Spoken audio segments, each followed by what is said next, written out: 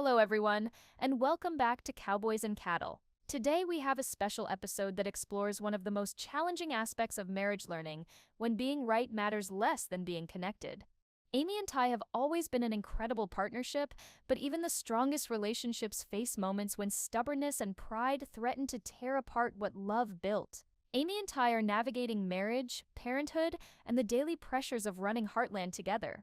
What starts as a simple disagreement about horse training methods spirals into something much deeper, revealing how small conflicts can compound into major problems when we forget that partnership requires compromise. If you're enjoying this series, please hit that like button and subscribe so you never miss a chapter. Today's episode will challenge Amy and Ty in ways that have nothing to do with horses and everything to do with what it means to truly work together. Let's dive in. The morning started like any other at Heartland. Amy was in the barn early, checking on the horses before Lindy woke up. The familiar sounds of horses nickering, hooves shifting in stalls, and birds singing outside created the soundtrack of her life-comforting, predictable home. Then the trailer pulled up, and everything changed. The horse that emerged was a mess.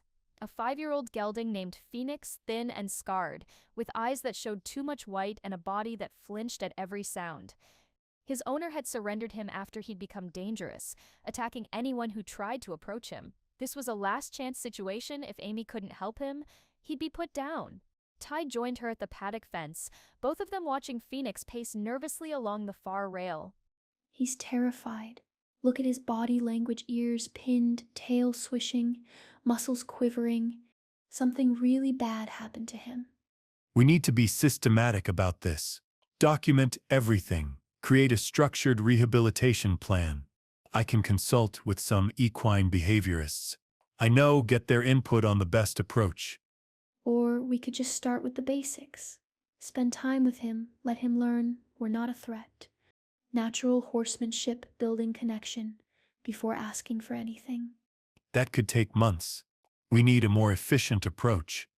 Behavioral conditioning, desensitization protocols, measurable progress markers. Amy felt irritation spark in her chest. This was what she did. This was her gift, the legacy Marion had passed to her. And Ty was talking about it like it was a science experiment. Efficient isn't always better with traumatized horses. They need time to heal emotionally, not just behaviorally. Time we don't have if we want to save him. The owner gave us 6 weeks. After that, they're putting him down if he's not safe. Then we'd better start building trust instead of treating him like a problem to solve. The tension between them was immediate and sharp. They'd worked with horses together hundreds of times, but usually they naturally fell into complementary roles. Today felt different. Today felt like a battle for control. They agreed to try their own approaches separately, each convinced their method would prove superior. Amy spent the afternoon in the round pen with Phoenix, moving slowly, reading his body language, letting him choose when to engage. It was exhausting work staying present, patient, non-threatening for hours, while the horse remained pressed against the far fence, terrified. Meanwhile, Ty set up a structured desensitization program. He brought different objects into Phoenix's paddock at scheduled intervals, documented the horse's reactions, adjusted variables based on behavioral response. It was methodical, scientific, and completely ineffective. Phoenix became more anxious with each session, his fear responses intensifying rather than diminishing. By evening, both were frustrated and exhausted. Phoenix had made no progress. If anything, he was worse. More fearful, more reactive, more convinced that humans meant harm. Jack found them in the barn after dinner, both working in stubborn silence, each blaming the other's interference for the lack of progress. How's Phoenix doing? The question hung in the air, neither Amy nor Ty wanting to admit failure. He's difficult, needs more time. The approach needs refinement. More data. Jack looked between them, reading what they weren't saying. You know what I've learned in 50 years of marriage and running this ranch? The best partnerships know when to lead and when to follow. Sometimes your way is right. Sometimes their way is right. And sometimes you need to build something new together that's better than either approach alone. He left them with that, his boots echoing in the barn aisle. Amy and Ty exchanged glances, both stubborn, both reluctant to concede, but both recognizing truth in Jack's words. The next morning, they approached Phoenix together. Amy led with connection and patience, while Ty documented patterns and adjusted based on behavioral feedback. Within an hour, they had a breakthrough. Phoenix approached them voluntarily, curious rather than terrified. The combination of Amy's intuitive understanding and Ty's systematic approach created something neither could have achieved alone. But the victory was short-lived. 2 days later, a silver Mercedes pulled up Heartland's driveway. The woman who emerged wore designer riding boots that had never seen actual barn work and carried herself with the imperious confidence of someone used to getting what she wanted. Her name was Victoria Whitmore, and she owned a stable of expensive show horses. One of them had developed dangerous behaviors, and she'd heard Amy Fleming Borden could fix problem horses. They brought the horse out, a gorgeous warm-blood mare worth 6 figures, now deemed unsellable because she'd started rearing and striking out at handlers. Victoria's expectations were immediate and specific. She wanted the horse fixed in 2 weeks using whatever methods necessary. She didn't care about the horse's emotional state or building trust. She cared about having a sellable, compliant animal. Mrs. Whitmore, horses don't work on that timeline, especially horses with behavioral issues. We need to understand why she's acting this way, address the root cause. I don't need therapy for my horse, Miss Borden. I need her to stop being dangerous so I can sell her. I'm willing to pay triple your usual rate if you can accomplish this in 2 weeks. The amount she named made both Amy and Ty pause. That was several months' worth of income, money that could pay down debts, cover Lindy's growing expenses, give them breathing room financially. I've consulted with trainers who use more assertive methods, tie-downs, standing martingales, chain shanks. They assured me these tools can create compliance quickly. Amy felt her stomach turn. Those weren't training tools, they were instruments of force that worked through fear and pain. I don't use those methods. Ever. They might create the appearance of obedience, but they don't solve underlying problems. I work with horses based on partnership and trust, not domination and fear.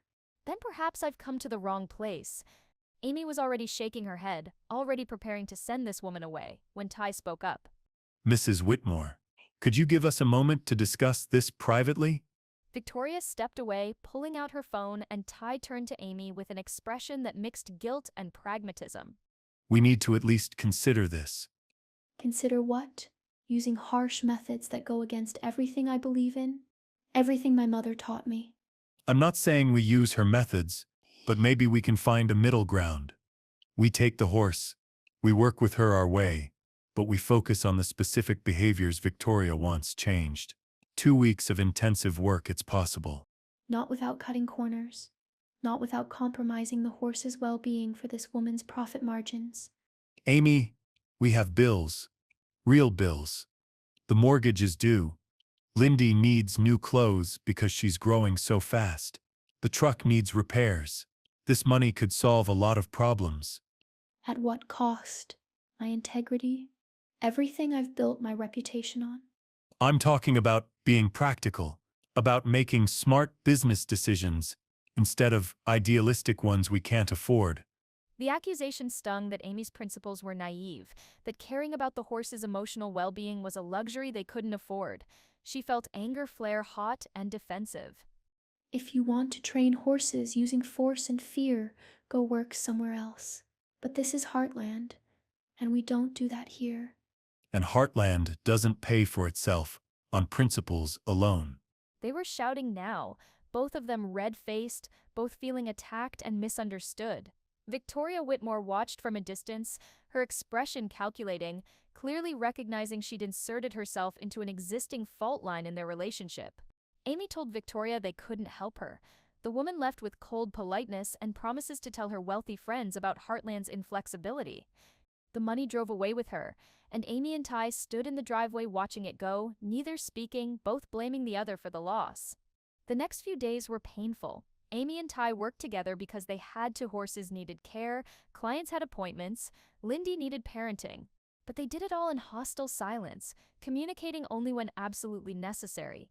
Amy would ask Ty to pass a halter, he'd hand it over without looking at her. Ty would mention a client's arrival time, Amy would nod curtly. They moved around each other like dancers who knew the choreography but had forgotten why they once enjoyed dancing together. The tension was thick enough to choke on, and everyone at Heartland felt it. Lou tried to mediate and gave up quickly. Georgie avoided them entirely. Even Lindy seemed quieter, more subdued, picking up on the emotional weather of her parents' Cold War. They were in the barn working with Phoenix when the silent treatment finally broke everything. The rescue horse had been making steady progress with their combined approach, but today he was agitated from the moment they entered his paddock. Amy approached with her usual patience, but Phoenix backed away, ears pinned. Ty tried to calm him with systematic desensitization, but the horse spooked at the training flag, cantering to the far corner. They tried for an hour, neither speaking to each other, coordinating through gestures and assumptions, but without communication, they kept interfering with each other's efforts. Amy would begin building connection only to have Ty introduce a stimulus that frightened Phoenix. Ty would establish a pattern only to have Amy shift the dynamic unpredictably. Phoenix became increasingly anxious, his breathing labored, his eyes rolling, all the progress they'd made evaporating. The horse could feel the discord between them, could sense that something fundamental was broken in their partnership. Jack appeared at the paddock fence, his expression grave. That's enough. Both of you, out of there. Now. They climbed over the fence, and Jack fixed them with a look that made them both feel like misbehaving teenagers. Horses feel what you won't say. Phoenix knows you two are at war, and it's making him feel unsafe. If you can't communicate with each other, you've got no business working with a traumatized animal. So do the people who love you, by the way. Lou's worried sick, Georgie's avoiding the house, and Lindy keeps asking me why Mama and Daddy are sad. The words hit like physical blows. Amy felt tears prick her eyes, and Ty looked stricken. I don't know what you're fighting about, and I don't need to know, but I do know that silence is a weapon, and you're both using it to hurt each other. If you've got something to say it. Yell if you need to. But this Cold War you're waging, it's poisoning everything around you.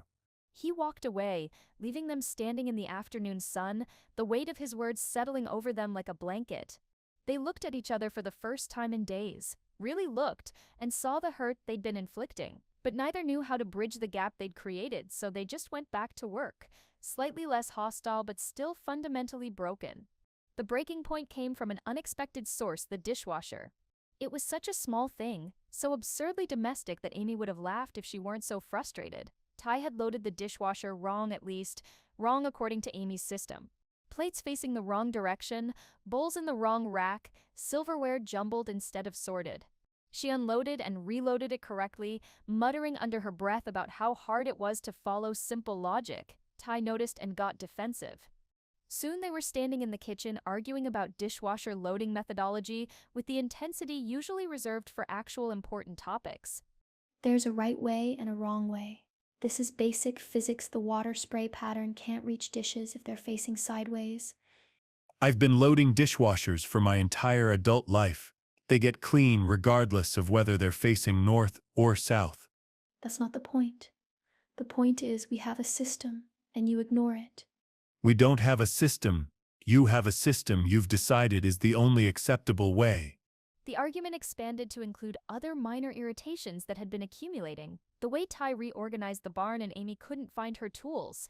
The way Amy scheduled clients without checking if Ty needed the truck. The way Ty left coffee cups everywhere. The way Amy always ran late for dinner. Each complaint was petty and small, but together they formed a mountain of resentment. They were fighting about everything and nothing, each convinced they were right, neither willing to give an inch. Lou walked in on them mid-argument, took one look at the scene, two adults shouting about dishwasher protocol, and backed slowly out of the room without saying a word. The fights continued for days. Every interaction became potential conflict. Every decision became a battle for dominance. They weren't partners anymore. They were opponents, each keeping score, each determined to win more arguments than they lost. Lindy was in the living room playing with her toy horses while Amy folded laundry and Ty reviewed veterinary files. They weren't fighting in that moment, but the tension was palpable, the air thick with unspoken resentment. Lindy's voice carried across the room, high and clear, unmistakably mimicking adult speech patterns. "No, my way. You're wrong." Amy looked up from the laundry, something in her daughter's tone catching her attention. Ty glanced over from his paperwork, drawn by the familiar phrasing.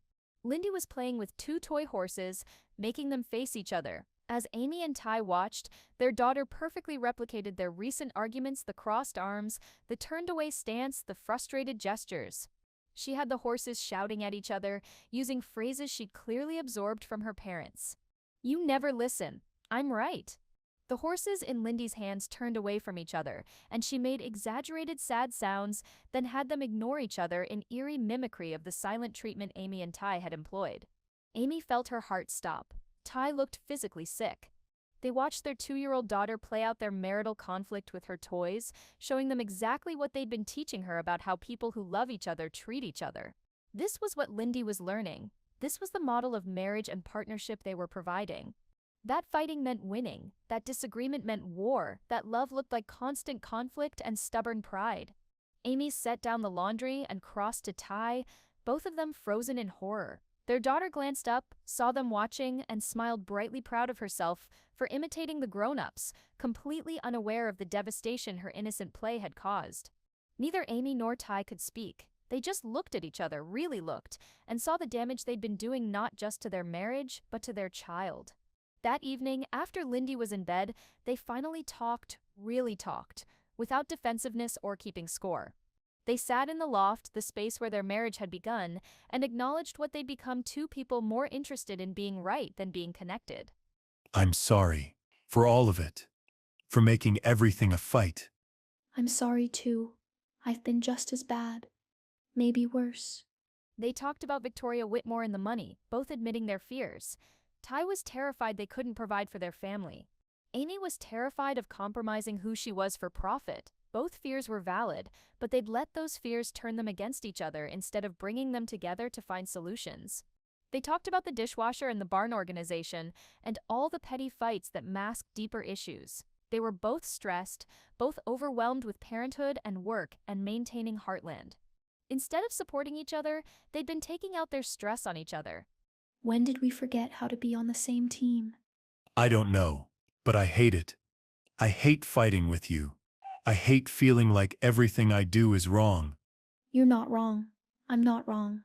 We're just different. And instead of that being our strength, we've been making it our weakness. They sat in silence, both exhausted from weeks of conflict. Jack asked me a question yesterday. He said, "Would you rather be right or be happy?" I didn't know how to answer. Because I wanted to say both. I wanted to be right and happy. But he said, that's not always possible. Sometimes you have to choose. He turned to face Amy fully, his expression open and vulnerable. I choose happy. I choose us. I don't care about being right if it means losing you. Amy felt tears slide down her cheeks. For weeks, she'd been armored in her rightness, convinced that defending her principles was the same as defending herself. But rightness was cold comfort when the person you loved felt miles away. I choose happy too. I choose us. They held each other in the quiet loft, both feeling the ice that had formed between them finally beginning to thaw. The next morning, they approached Phoenix together with a unity they hadn't felt in weeks. The horse sensed the difference immediately. No more tension, no more silent warfare, just two people working in harmony, each contributing their strengths without diminishing the other. Phoenix responded beautifully. Within an hour, he was following them around the round pen, curious and trusting. The transformation was remarkable. The same horse who'd been regressing days earlier was now making breakthrough progress. Because horses feel what you won't say, they sense discord and harmony with equal clarity. Phoenix had been mirroring Amy and Ty's broken partnership, unable to trust humans who couldn't even trust each other. At dinner that evening, the family gathered at the ranch house. The tension that had permeated Heartland for weeks was finally gone, replaced by something lighter and warmer. Jack watched Amy and Ty interact, small touches, shared smiles, the easy cooperation of two people who'd found their way back to each other, and nodded with satisfaction. You two figure things out? We're working on it. Learning that being a partnership means sometimes letting go of being right. That's the hardest lesson in marriage. Took me and Lindy years to learn it. Still had to relearn it regularly. The ego wants to win, but the heart wants connection, and you've got to decide which one matters more. Lindy was in her high chair, banging her spoon and saying horse repeatedly, back to her normal cheerful self, now that her parents' emotional weather had cleared. Lou watched Amy and Ty with relief. Georgie asked if they were done being weird. Tim made an awkward joke about marriage being hard work, and Jack just smiled, seeing another generation learning the lessons that had taken him a lifetime to understand. After dinner, Amy and Ty walked back to the loft hand in hand, both feeling lighter than they had in weeks. I have an idea about the money situation. What if we offer workshops, teaching people about horse training? We could do it together, your natural horsemanship, combined with my veterinary knowledge. Make it a weekend intensive. That could work. We'd be good at that together. Yeah, together. That's the key word, isn't it? It is. I'm sorry I forgot that for a while. We both forgot. But we remembered. That's what matters. They stood at the loft window, looking out over Heartland in twilight. The barn, the pastures, the arena, all the places where they'd built their life together. They kissed in the gathering darkness, both grateful for Jack's wisdom, for Lindy's innocent mirror, for the wake-up call that had saved their partnership before the cracks became chasms. That concludes today's episode of Heartland. What started as a simple disagreement about horse training methods spiraled into something much more serious, a pattern of conflict that threatened Amy and Ty's partnership. Through a series of escalating arguments about money and principles, about methods and approaches, about dishwashers and barn organization, they lost sight of what truly mattered. But sometimes the best teachers are the ones who can't speak.